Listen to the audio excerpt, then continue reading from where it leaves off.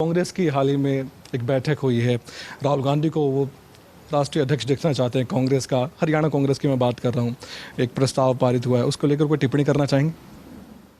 देखिए, कांग्रेस पार्टी काफ़ी नीचे जाती जा रही है। देश चाहता है कि एक अच्छा विपक्ष देश में रहे, हम भी चाहते हैं, लेकिन कांग्रेस जो है लगातार जिस तरह से नीचे जा रही है तो उसका एक कारण है कि उनके नेतृत्व के प्रति जो लोगों की आस्था रहनी चाहिए थी, श्रद्धा रहनी चाहिए थी, क्योंकि नेतृत्व में एक गुण चाहिए होता है कि वो सफलता दिला सके। और जब इस गुण का अभाव होने लगता है तो निश्चित रूप से जो नीचे का कैडर है उसका विश्वास कम होने लगता है। ऐसी स्थिति कांग्रेस की बनी है। अपना विश्वास अर्जित करने के लिए वो यात्रा पर निकले हैं। अगर वो अपनी पार्टी को जोड़ पाते हैं, अपने प्रति लोगों का विश्वास ले पाते हैं, तो कांग्रेस के लिए एक महत्वपूर्ण बात होगी, क्योंकि भारत तो पहले ही जुड़ा हुआ है। भारत तो एक प्राचीन राष्ट्र है जिसको वेदों में कहा है कि जो समुद्र के उत्तर में है और हिमालय के दक्षिण में है वो भारत है। भारत की भाषाएं अलग अलग होंगी लेकिन साहित्य एक ही है। दक्षिण के बाबा का और उत्तर के बाबा का, पूर्व के बाबा का और पश्चिम के बाबा का प्रवचन एक ही होता है।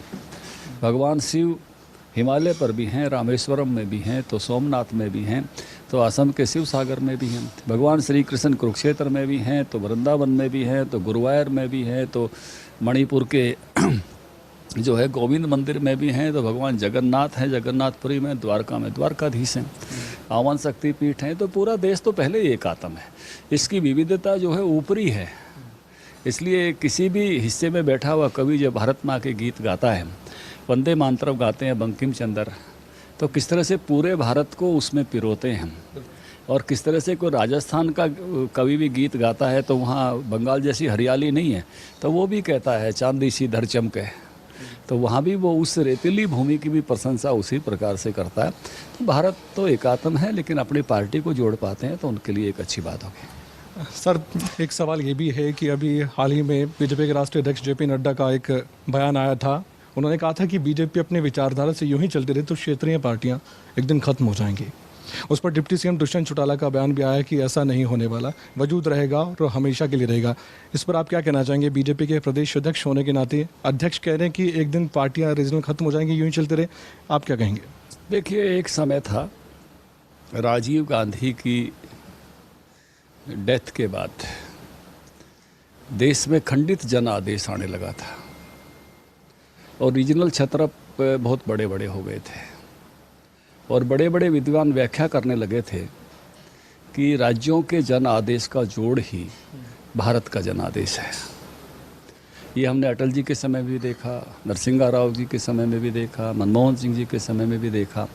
बहुत लोगों को संदेह होने लगा था कि भारत में क्या कोई ऐसा नेता या दल ये कर पाएगा कि उसको अपने बलबूते पर बहुमत मिले। मुझे ये कहने में बहुत आनंद है कि नरेंद्र मोदी जी ने देश की आत्मा को छुआ। इस देश को ब्रिटिशर्स के जाने के बाद एकात्म करने में सरदार पटेल की बहुत बड़ी भूमिका थी और इस देश की एकात्मता के लिए उन्होंने उन्हीं का सबसे बड़ा स्टैच्यू बनाने का निर्णय लिया। एक बड़ा निर्णय लिया कि देश के हर किसान का उपयोग किया हुआ लोहा मांगेंगे, हर गांव की मिट्टी मांगेंगे। मुझे उसकी ड्यूटी दी उन्होंने समन्वयक के नाते। और जिस तरह से वो कार्यक्रम घटित होता चला गया, मुझे लगता है कि नरेंद्र मोदी जी सने सने इस देश की आत्मा में उतरे हैं। और आज जब नरेंद्र मोदी जी कहते हैं कि जनता कर्फ्यू लगाओ तो लग जाता है, थाली बजाओ तो बजा देते हैं लोग, लाइटिंग करो तो कर देते हैं। भारत की आत्मा के साथ जुड़ने वाला मुझे लगता है कि गांधी के बाद नरेंद्र मोदी हैं। इसलिए वो भारत की आत्मा से में के साथ जो उनका तारतम्य बना है, उसी से वो अगले 25 साल का सपना देख पाते हैं, अमृतकाल की बात सोच पाते हैं, देश को कुछ चीज़ों का आग्रह कर पाते हैं, देश में बदलाव ला पाते हैं, खुले में सोच मुक्त भारत, बेटियों की बढ़ती हुई संख्या, नल से जल, हर घर में उज्ज्वला की गैस। अब वो उपलब्धियां नहीं बताती सरकारें। नरेंद्र मोदी जी के समय हम बदलाव देख रहे हैं, क्योंकि बदलाव में जन सहभागी होता है। लाभार्थी चाहते हैं कि ऐसी सरकार रहे। तो ये जो एक कनेक्ट उत्पन्न हुआ है भारत की आत्मा के साथ, भारत तो ये तारतम्य जो है वो आगे बढ़ाता जा रहा है, उनके साथ भारत आगे बढ़ रहा है। और ऐसे में जो पिछली घटना थी, आप देख रहे हैं कि सने सने करके, जो मैंने कहा राजीव गांधी से लेकर और नरेंद्र मोदी जी के आने तक का जो कार्यकाल है वो कमज़ोर होता गया है। और इसलिए ये जो बात कही राष्ट्रीय अध्यक्ष जी ने कि देश अब चाहता है कि परिवारवादी पार्टियों से आगे बढ़कर और किस प्रकार से विचार के साथ चले, भारत की जो अस्मिता है उसके साथ चले, भारत माता की जय के साथ चले।